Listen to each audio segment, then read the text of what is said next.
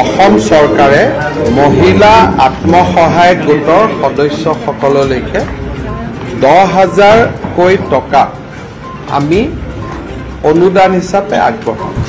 নমস্কাৰ, এই মুহূৰ্তত অসমবাসী ৰাইজক দিবলৈ লৈছো বিগ ব্ৰেকিং নিউজ। মুখ্যমন্ত্ৰী হিমন্ত বিশ্ব শৰ্মা ছাৰে আত্মসহায়ক গোটৰ 10,000 টকা ঘোষণা কৰিছে, লগতে 25,000 টকা সোমোৱাই পৰিব। মই সবিস্তাৰে জনাই দিম। লগতে ৰেচন কাৰ্ড থাকিলে 9টাকৈ আঁচনি টকা সোমাই পৰিব একাউণ্টযোগে। মই সবিস্তাৰে এটাকৈ জনাই আছোঁ। হয়, যদি আপোনাৰ ৰেচন কাৰ্ড আছে তেন্তে ভাল খবৰ। লাখপতি বাইদেউ আঁচনি SSG 10,000 টকা স্কিম আহি পৰিছে। লাখপতি বাইদেউৰ 10,000 কৈ টকা অসম চৰকাৰৰ ঘোষণা অনুযায়ী আত্মসহায়ক গোটৰ মহিলাসকলক আৰ্থিক দিশত সবল কৰাৰ উদ্দেশ্যে প্ৰতিজন মহিলা সদস্যাসকলক 10,000 কৈ টকা প্ৰদান কৰিব। লগতে অসমৰ মাননীয় মুখ্যমন্ত্ৰী ডাঙৰীয়াই এখন মিটিঙত কোৱা অনুযায়ী যিসকল আত্মসহায়ক গোটৰ মহিলাসকলে যোৱা 17 ছেপ্টেম্বৰ তাৰিখে অমৃত বৃক্ষ আন্দোলন আঁচনিৰ গছপুলি ৰোপণ কৰি অফিচিয়েল ৱেবছাইটত চেলফি আপলোড কৰিছে, সেইসকল আত্মসহায়ক গোটৰ মহিলাসকলে ডাইৰেক্ট 10,000 টকা পোৱাৰ আঁচনিত অন্তৰ্ভুক্ত হৈছে। সেইসকল মহিলাক অসম চৰকাৰে ফৰ্ম প্ৰদান কৰি ইতিমধ্যে জমা ল'লে আৰু ভেৰিফিকেশ্যন সম্পূৰ্ণ কৰিলে।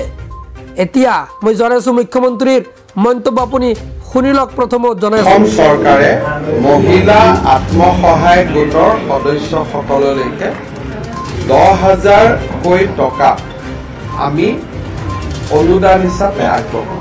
প্ৰায় 35 লাখ মহিলাই 10,000 কৈ টকা পাব, তাৰমানে 3,500 কোটি। আৰু এই 10,000 টকা ঘূৰাই দিব নালাগে।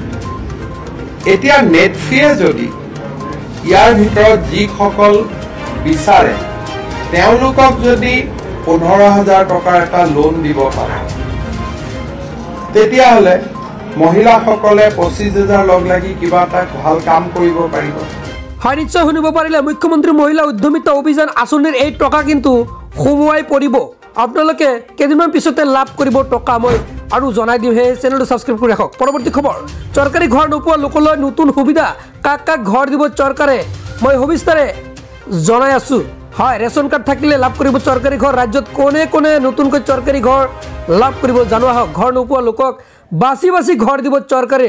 ইয়াৰ বাবে থাকিব লাগিব ৰেচন কাৰ্ড। পূৰ্বে তালিকাৰ পৰা বাদ পৰি যোৱা সকললৈ বৃহৎ ঘোষণা চৰকাৰৰ। 2 কোটি ঘৰৰ অসমে কিমান লাভ কৰিলে এই কথা মুখ্যমন্ত্ৰীয়ে ক'লে। 1,30,000 লোকে নতুনকৈ লাভ কৰিব চৰকাৰী ঘৰ।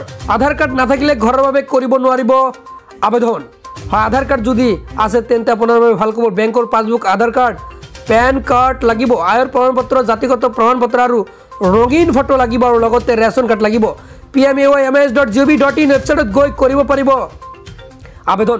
ৰাজ্যত কোনে কোনে নতুনকৈ ঘৰ লাভ কৰিব এই কথা কিন্তু জনাইছে। হয়, ঘৰ নোপোৱা লোকক বাছি বাছি এবাৰ ঘৰ দিব ৰাজ্য চৰকাৰে। পূৰ্বে তালিকাৰ পৰা যদি বাদ পৰিছে তেন্তে এইসকলৰ বাবে নতুনকৈ ঘোষণা কৰিছে। হয়, নতুনকৈ চৰকাৰী ঘৰ লাভ কৰিব। আৰু অৰুণোদয় 3.0 আঁচনিৰ টকা কিন্তু অহা মাহত সোমাব পাৰে। ভেৰিফিকেশ্যন কাম সম্পূৰ্ণ কৰিব। মই জনাই দিম কেতিয়া সোমাব। সেই চেনেলটো ছাবস্ক্ৰাইব কৰি ৰাখি দিয়ক। যদি ফেচবুকত চাই আছে পেজটো ফ'ল' কৰি ৰাখি দিব, কিয়নো মই সদায় গুৰুত্বপূৰ্ণ তথ্য ইনফৰ্মেটিভ ভিডিঅ' প্ৰতিদিনে লৈ আহিম। কিয়নো অৰুণোদয় 3.0ৰ যিহেতু ভেৰিফিকেশ্যন চলি আছে, আৰু ভেৰিফিকেশ্যন সম্পূৰ্ণ কৰাৰ পিছতে একাউণ্টত সোমাই পৰিব টকা। অহা 10 তাৰিখত সোমাব পাৰে এই অৰুণোদয় 3.0 আঁচনিৰ টকা। মই তাৰো ভিডিঅ' কিন্তু মই লৈ আহিম। সেয়েহে চেনেলটো ছাবস্ক্ৰাইব কৰি ৰাখি দিয়ক। চ' আজিলৈ মানে